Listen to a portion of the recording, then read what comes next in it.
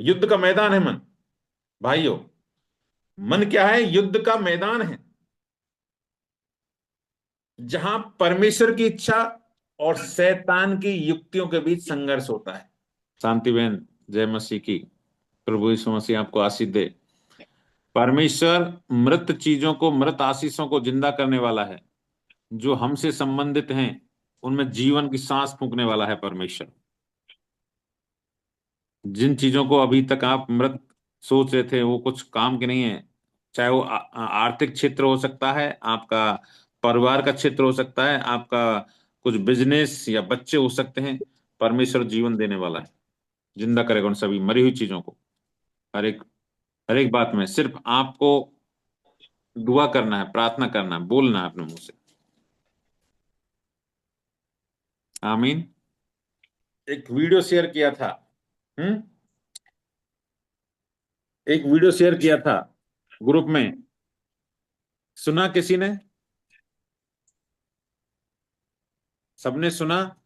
अगर आपके जीवन में कुछ इस तरह की घटनाएं घट रही हैं, ये आप लोगों के लिए ही था।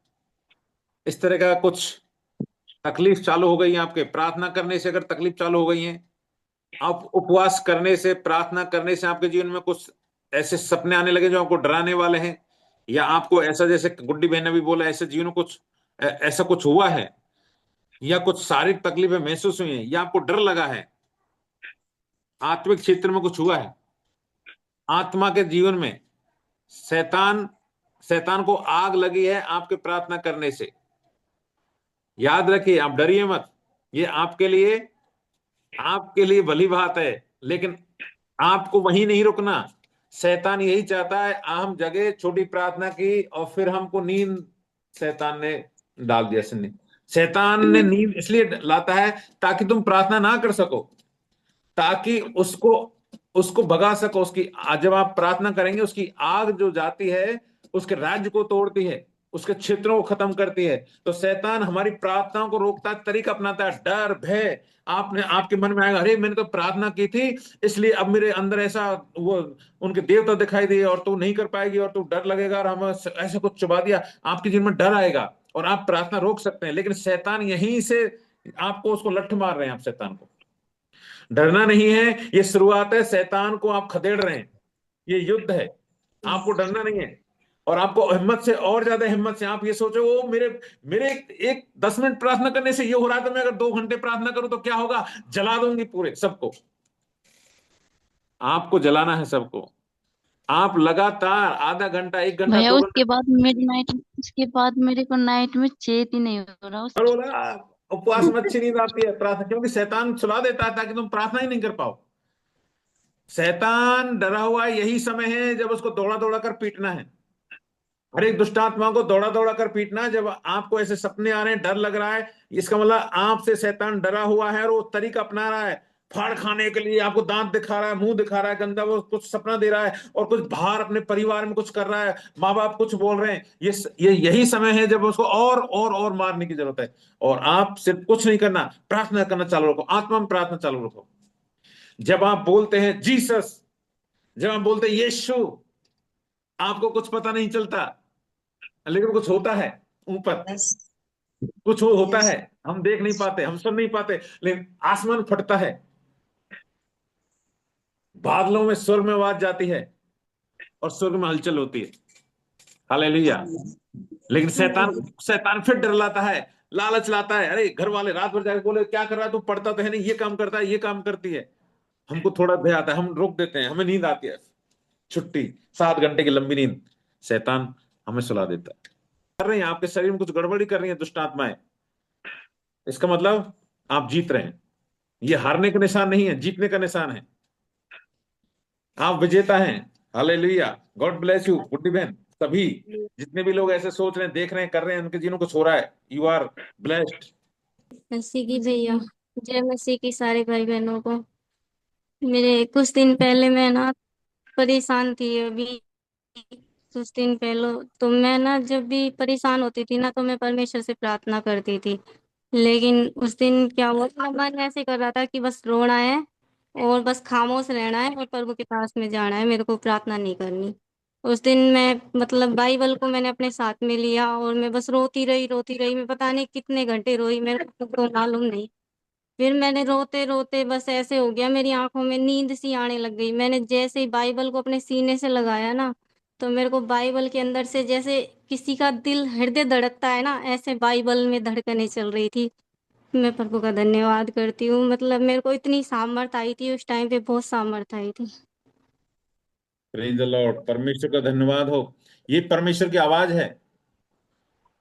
पवित्र आत्मा का बात करने का तरीका जरूर, शब्द भी नहीं, शब्द के साथ साथ कभी दिल धड़कना, आहें भरना, करहाना, ऐसा आवाज जैसे हम तकलीफ में होते हैं, हम बोल नहीं पाते, ऐसे पवित्र आत्मा जब आपके दुखों को देखता है, उसका बोल नहीं पाता शब्द, आपके दुख के साथ वो भी दुखी होता है। परमेश्वर बात कर रहा है आपसे। पवित्र बाइबल में मन मन को आत्मा और शरीर के साथ जोड़कर देखा जाता है ना। ये परमेश्वर के साथ हमारे संबंध की है, चाबी है। बाइबल सिखाती है कि मन हमारे विचारों, निर्णयों और विश्वास का केंद्र बिंदु है। यही वो खेत है, यही वो जगह है जहां बीज बोए जाते हैं और फसल आती है, जो हमारे जीवन को आकार देता है। प्रोवर्ब 4:23 कहता है, सब बातों में से मन की ही रक्षा कर, क्योंकि जीवन का मूल सोता तो वही है।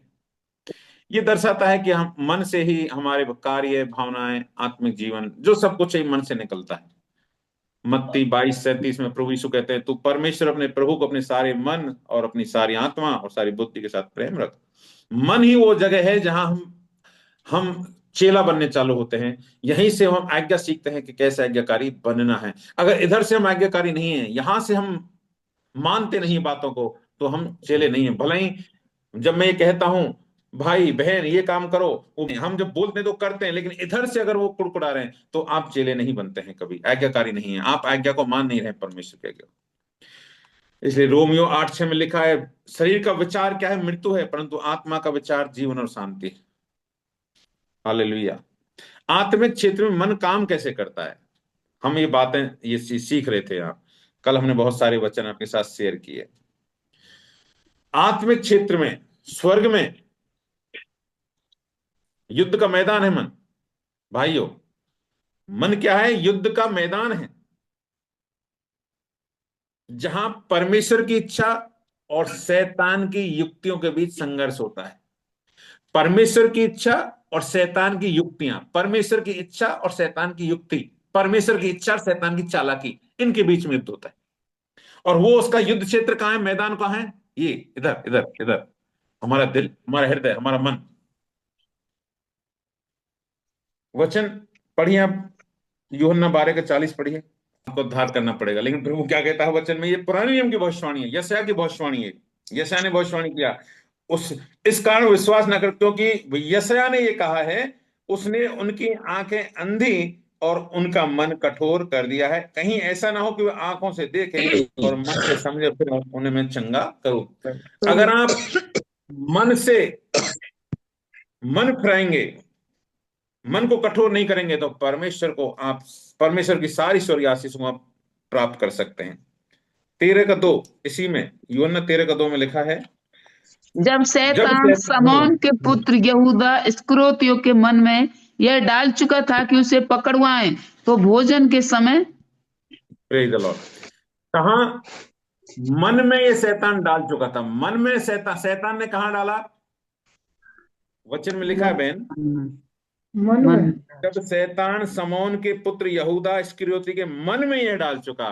तो शैतान भी कहां डालता है बीज को, मन में, खोपड़ी में नहीं, ये दिमाग में नहीं, मन में डालता है। तो मन हमारा, ये जो मन है वो मैदान है, वो जगह है जहां युद्ध लड़े जाते हैं, और यहीं से युद्ध जीते जाते हैं, यहीं से युद्ध हारे जाते हैं।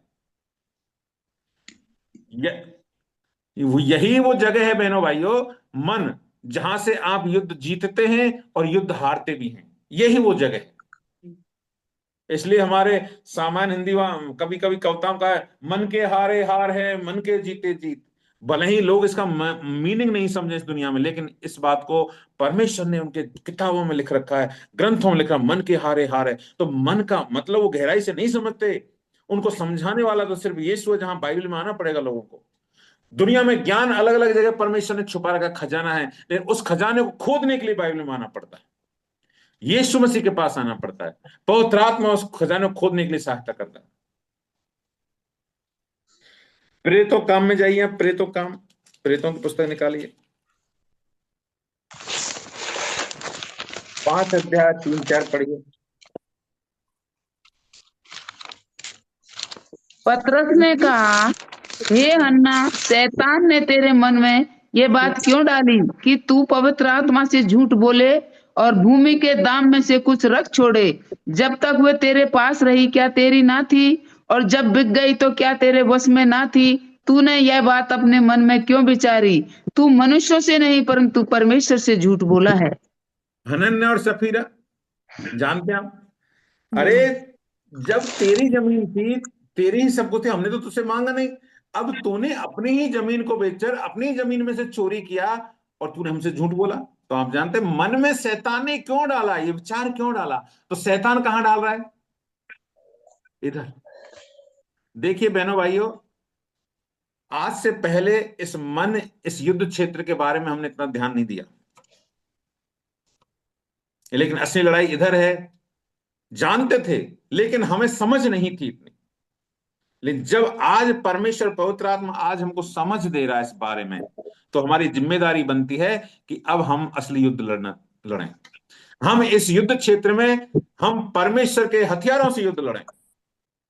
मन में सोचने, विचार करने या कल्पना करने से क्या आत्मिक जगत में कुछ होता है? क्या स्वर्गीय क्षेत्र में कुछ होता है? हो रहा है बहनों भाइयों।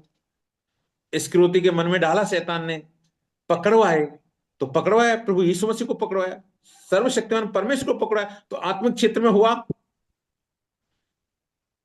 हाँ हाँ हाँ, ये होता है जब आप मन में सोचते हैं, विचार करते हैं और कल्पना करते हैं। जब आप सोचते हैं, विचार करते हैं, आप बात कर रहे होते हैं आत्मिक प्राणियों से। अगर आप नेगेटिव, यहूदा इस्करियोती जब बात कर रहा था, सोचा मैं यीशु को पकड़वा दूं तो मुझे पैसा मिलेगा, वो बात कर रहा था शैतान से, मन में सोच रहा था। फिर उसने कल्पना किया मुझे इतना पैसा मिलेगा, मैं पैसे वाला बन जाऊंगा, मुझे वो पैसे देंगे। चलने लगा 30 सिक्कों में यीशु मसीह को बेच दिया उन महाजगों के हाथों में। शैतान ने उसके जीवन में काम किया। लेकिन शैतान का रास्ता क्या है? आत्महत्या का रास्ता है, नरक का रास्ता है। आखिरकार इस यहूदा इस्करियोती ने फांसी लगा ली, नरक चला गया, आदमी नरक में। शैतान के अपने अपने अपने इस युद्ध क्षेत्र में शैतान को मौका मत दो। इधर लड़ाई लड़ने के लिए शैतान को मौका मत दो कि वो यहां आकर लड़ाई लड़े, आप हार जाएंगे। अगर आपने यहां आकर उसको मौका दे दिया, आप युद्ध लड़िए, उसके युद्ध क्षेत्र में जाकर लड़िए। आप अपने भूमि मत दीजिए उसको। अगर आपने अपनी भूमि दे दी, आप हार जाएंगे। याद रखिए, शैतान बड़ा चालाक है, आपको पता भी नहीं चलेगा कौन है जो आपके विरुद्ध में काम कर रहा है।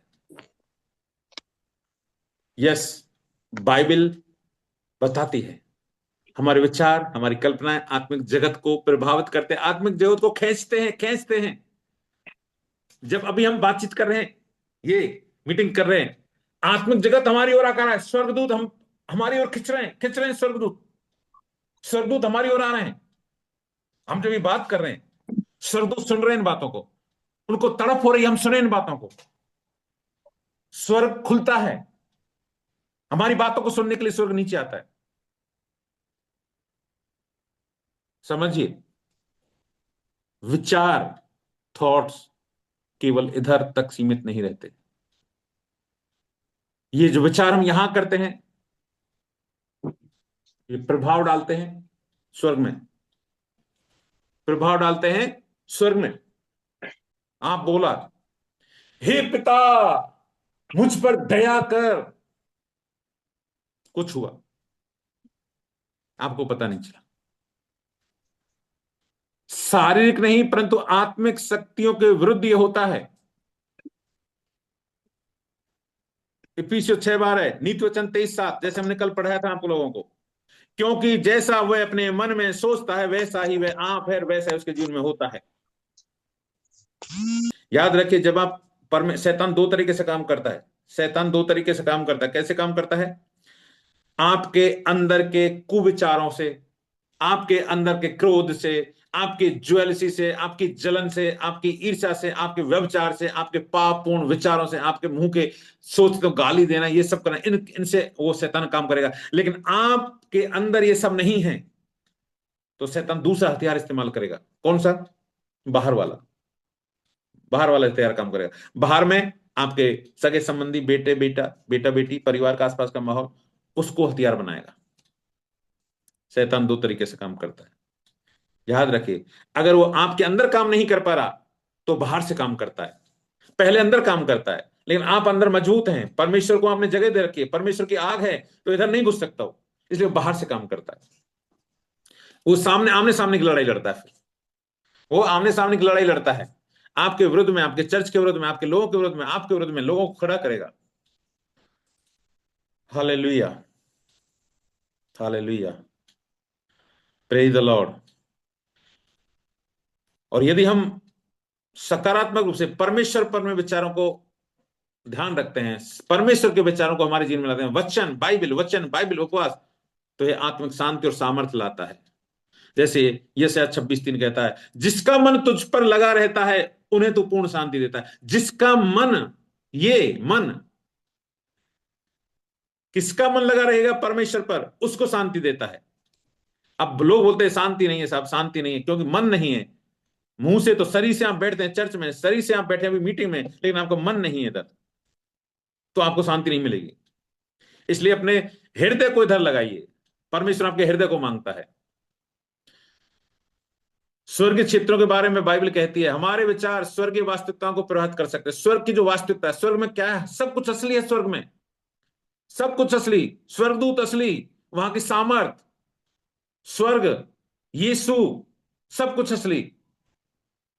उनको प्रभावित करते हैं हमारे विचार, वो हमारी ओर खींचते हैं जब हम आत्मा में, विचारों में स्वर्ग को याद करते हैं, उन पर ध्यान देते हैं, विचार करते हैं, सोचते हैं, यीशु मैं तुझे देखना चाहता हूं, यीशु मुझे देखना है तुझे, स्वर्ग मुझे देखना है तुझे, तू कैसा है। पवित्र आत्मा, स्वर्ग दिखा, यीशु को दिखा, जो तू चाहे वो दिखा, लेकिन दिखा तो सही। जब हम ऐसे बोलते हैं, हम विचार करते हैं और कल्पना करते हैं कैसा होगा हमारा यीशु, कैसा लंबा चौड़ा, क्या फ्लो में देखता, वो यीशु है, ऐसा है हमारा यीशु। हैं? उसने क्या पहन रखा है, कैसे चलता है, कैसे देखेगा मुझे प्यार से, कैसे मुझे बाहों में लेगा। कल्पना कर रहे हैं आप, इसका मतलब चल रहे हैं आप। और तब ये सब जब करते हैं आप इधर इधर मन में, आप स्वर्ग को प्रभावित कर रहे हैं, आप स्वर्ग को अपनी ओर खींच रहे हैं, खींच रहे हैं, खींच रहे हैं। हालेलुया। इसलिए कुलस्सियों 3:2 कहता है, कुलस्सियों 3:2 कहता है, पढ़िए एक बार अगर बाइबल है तो, कुलस्सियों की पत्री 3:2। स्वर्गीय वस्तु पर ध्यान लगाओ। स्वर्ग की वस्तुओं पर मन लगाओ, पृथ्वी की वस्तुओं पर नहीं। स्वर्ग की वस्तुओं पर मन लगाओ, पृथ्वी की वस्तुओं पर नहीं। जब हम स्वर्गीय बातों पर विचार करते हैं तो हम आत्मिक रूप से स्वर्गीय क्षेत्रों से जुड़ते हैं जहां हम मसीह के साथ बैठे हैं। इफिसियों 2:6। विचार और कल्पना, प्रार्थना और दर्शन स्वर्गीय वस्तुओं को आमंत्रित कर अनुभव करते हैं। जब हम स्वर्गीय बातों पर विचार करते हैं, अभी हम आत्मा में प्रार्थना किया, आपने क्या सोचा? क्या सोचा आपने? मुझे जवाब दीजिए। जब आत्मा में प्रार्थना कर रहे थे, क्या सोचा? किसी ने कुछ सोचा है? बस जस्ट जा रहे थे, अंधी दौड़ दौड़ रहे थे आप? जब आप प्रार्थना कर रहे थे, आपको स्वर्गीय वस्तुओं पर ध्यान करना चाहिए था, आपको स्वर्गीय बातों पर विचार करना चाहिए था, स्वर्गीय क्षेत्रों की कल्पना करनी चाहिए थी। जब हम एक गीत गा रहे थे आज चर्च में, हम चर्च में गीत गा रहे थे, मुक्ति दिलाई यीशु नाम, और उसमें एक कड़ी आती है, क्रूस पर अपना खून बहाया, सारा चुकाया दान, बोलो मुक्ति दिलाई यीशु नाम। हमने रोका, रोको रोको रोको रोको, लोगों को रोका, हमारे साथी विश्वासियों को रोका, रुको, बोलने से काम नहीं चलेगा। सिर्फ बोलने से काम, मुंह के शब्दों से काम नहीं चलेगा। रोके, जब आप गाते हैं क्रूस पर अपना खून बहाया, सोचो यीशु क्रूस पर लटक रहा है, उसके हाथों से जो मुकुट पहना हुआ है, कांटों का मुकुट, उससे खून टपक रहा है। खून, बूंद बूंद बूंद, पीठ, हाथ, पैर, खून टपक रहा है। आप उसके नीचे हैं, क्रूस के नीचे हैं। एक बूंद टपकती है, चेहरे पे आती है, आपके आपके ऊपर बहती है खून की बूंद। सोचो ये सब हो रहा है आपके साथ। आप ऐसा सोचिए, यीशु का खून मेरे सिर के ऊपर टपका, टप, बूंद, फिर टप, बह के आ रही है यीशु की लहू की बूंद।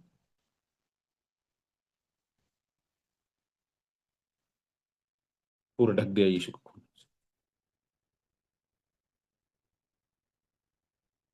मुंह के शब्द काम नहीं करेंगे, सोचेंगे यीशु का लहू आपके ऊपर बहेगा। जबकि सोचते हैं इधर इधर इधर, मन में सोचते हैं होता है स्वर्ग में। आप जो कल्पना करते हैं वो लिखा जा रहा है, आपके साथ ऐसा ही होता है, आपके साथ ऐसा ही होता है।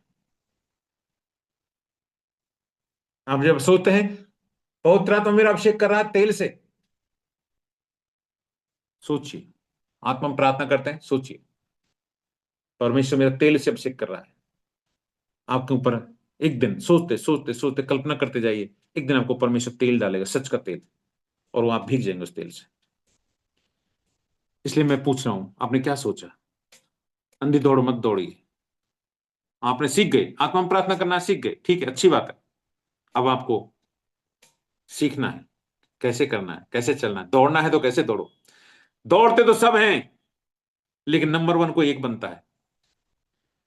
दौड़ में तो सब दौड़ते हैं, हम सब दौड़ रहे हैं, लेकिन दौड़ने के लिए आपका कोच ट्रेनिंग देता है कैसे दौड़ना है, अपना पैर कहां रखना है, गोली कब आ जाए, कैसे तुरंत, कितनी ताकत कब लगानी है, फिर लास्ट में कितनी ताकत लगानी है।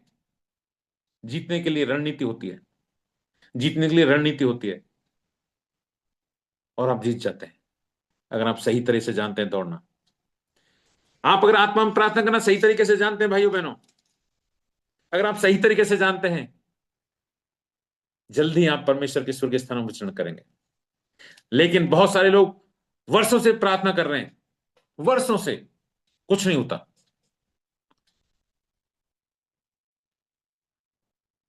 समय बड़ा कीमती है, सीखिए आप, ये पवित्र आत्मा को सिखाएगा। परमेश्वर के दास जो स्वर्ग से खजाना लेकर लौटे हैं, उनको सुनिए। ऐसे अगुए, ऐसे संत, ऐसे दास जिनके ऊपर प्रकाशन हुआ है परमेश्वर का, और जो सीधा स्वर्ग से सुनते हैं बातों को, उनको सुनना चालू करिए। संसार शारीरिक शिक्षा देने वाले लोगों से अभी शिक्षा बंद करिए आप।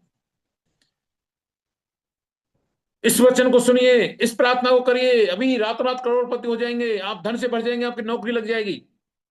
ऐसी शारीरिक शिक्षा को सुनना बंद करिए।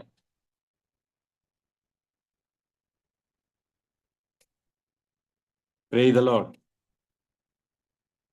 देखिए आप जाल में मत फंसे, ट्रैप, ट्रैप, जाल। शैतान बड़ी बड़ी युक्ति कर रहा है, जाल बिछा रखा है आप लोगों के लिए। याद रखिए, मैं एक छोटा सा उदाहरण देता हूं आपको। 2 दिन पहले, 2 दिन पहले एक फेसबुक पर जीसस लवर्स ऐसा करके एक ग्रुप था, उसमें ज्वाइन करने लिए मैंने बोला, सब मसीह का ग्रुप है, वीडियो कॉल चैट के द्वारा उससे मैंने जस्ट लिंक किया। आज सुबह जब चैट चल रही थी तो उसमें एक टॉपिक था, यीशु मसीह बादलों पर आने से पहले गुप्त रूप में देह में आ चुका है, ऐसा कुछ था, या आने वाला है। बादलों पर आने से पहले, रैप्चर में हमें उठाने से पहले वो देह में। फिर आंसर इस वचन के अनुसार ये सही है।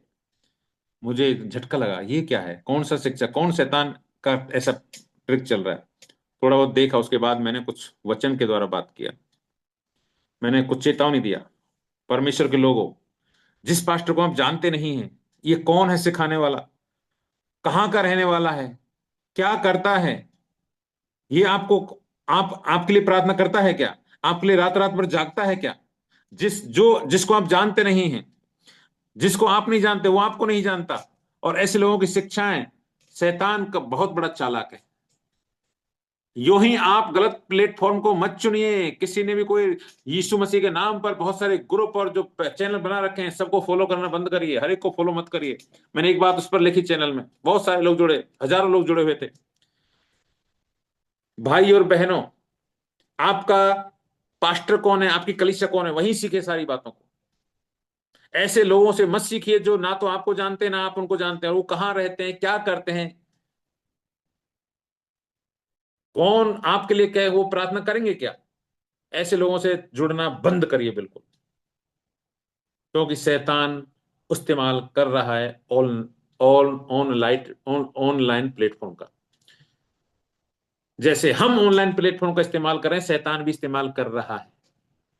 याद रखिए, शैतान लास्ट में हड़बड़ी में जल्दबाजी में कितने लोगों को नाश कर सके, ऐसे लोगों को लेकर आया। वो आधा वचन, वही तरीका तरीका वही है, हव्वा को बहकाने वाला।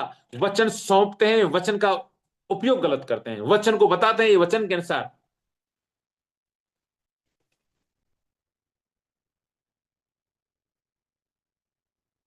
सावधान रहिए आप।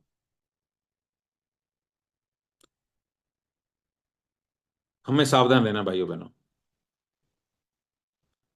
एक विश्वासी को अपने मन के साथ कैसा व्यवहार करना चाहिए, मन पर कैसे नियंत्रण रखें, ठीक है, ये सब इधर होता है, चलो ठीक है, ये सिद्धांत है परमेश्वर का, यही है। तो अब हम हमारा हमारा एक अगला क्वेश्चन आता है, एक विश्वासी को, हम लोगों को अपने मन के साथ कैसा व्यवहार करना चाहिए, फिर हम क्या करें। कभी कभी विचार जबरदस्ती आते हैं, हमारा हम चाहते हुए रोक नहीं सकते। मन पर कैसे नियंत्रण रखें,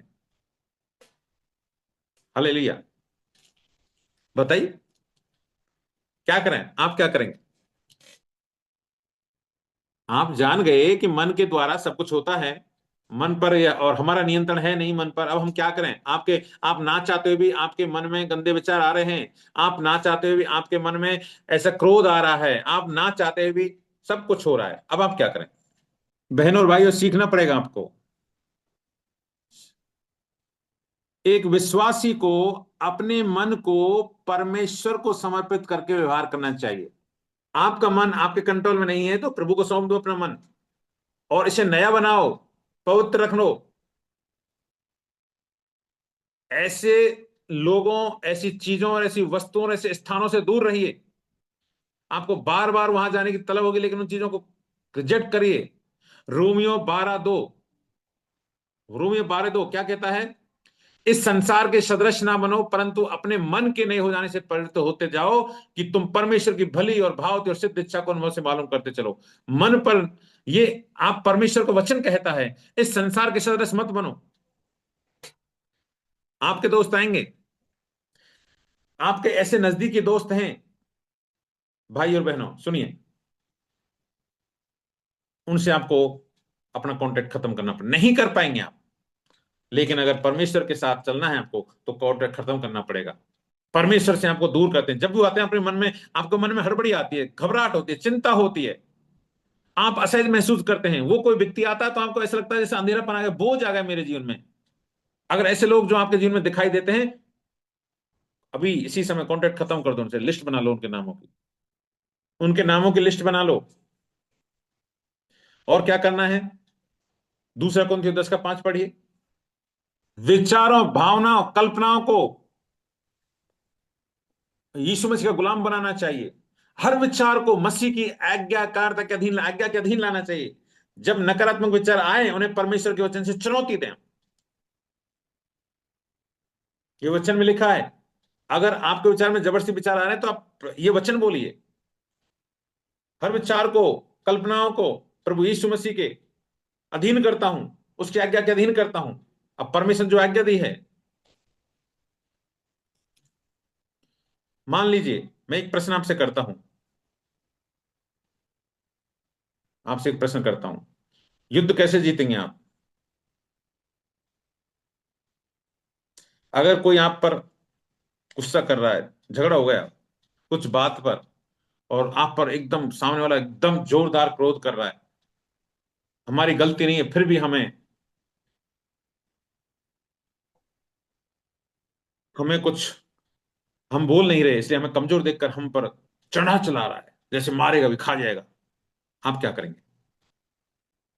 गुस्सा करके देखिए आप, आपका चेहरा बुरा लगने लग जाएगा, और जब मुस्कुराएंगे जब, कैसा लगेगा? सुंदर लगता है। आप मुस्कुराइए उसके लिए, कुछ मत कहिए। हालेलुया। शैतान का तरीका है, युद्ध जीतने का तरीका है, युद्ध जीतना है तो आप मुस्कुराइए। जब लोग आपको मारने दौड़े, गुस्सा करें, आप पर चिल्लाएं, आप मुस्कुराएं। हालेलुया। आप ये बोलेंगे ना यीशु मसीह का हूं, आपको ज्यादा जूते मारेंगे। आपको बोलने से काम नहीं चलेगा, ये शब्द हैं। मुस्कुराना भी एक शब्द है, मुस्कुराना एक वचन है। मुस्कुराना क्या है? प्रभु का वचन है। मुस्कुराना भी एक बातचीत है। जरूरी नहीं है कि आप हालेलुया बोलें, मुस्कुराइए। जब यीशु के सामने आप रोते हैं तो वो भी एक बातचीत है, वो भी प्रार्थना है, वो भी शब्द है। लाजर मरा था, लाजर मरा था, वचन में क्या लिखा है? यीशु रोया, लेकिन यीशु ये रोया कभी नहीं, यीशु मसीह, वो गलत लिखा है। यूनानी भाषा में वहां लिखा है करहना, यीशु करहा, करहा है, आत्मा कराहती है। आह, आह। जब हम कराहते हैं, पर में आत्मा की भाषा है करहना। यीशु रोया नहीं कभी भी, वो ट्रांसलेशन गलत है।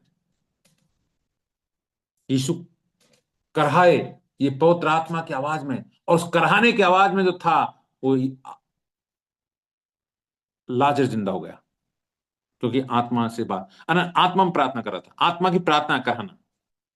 जब यीशु यीशु ने बोला आत्मा में, कराहने के साथ में, कराहना भी एक आवाज है, कराहना भी अन्य अन्य भाषा है। जब कहा, कुछ हुआ, स्वर्ग से जान आई, लाजर में जिंदा हो गया।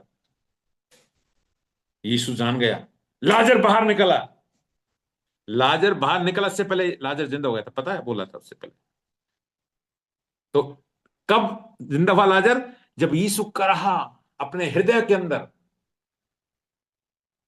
रोना जो शब्द है वो यूनानी भाषा में रोना नहीं है उसका मतलब, वो असली में रोना यूनानी ग्रीक भाषा का शब्द है, जिसका मतलब करहाना। और करहाना पवित्र आत्मा भी आहें भर भर कर, वो आह भरना है, आहें भरना। Praise the Lord. पॉजिटिव रहें। हम क्या करें? एक विश्वासी, फिलिपियो 4:8 पढ़ी। करो।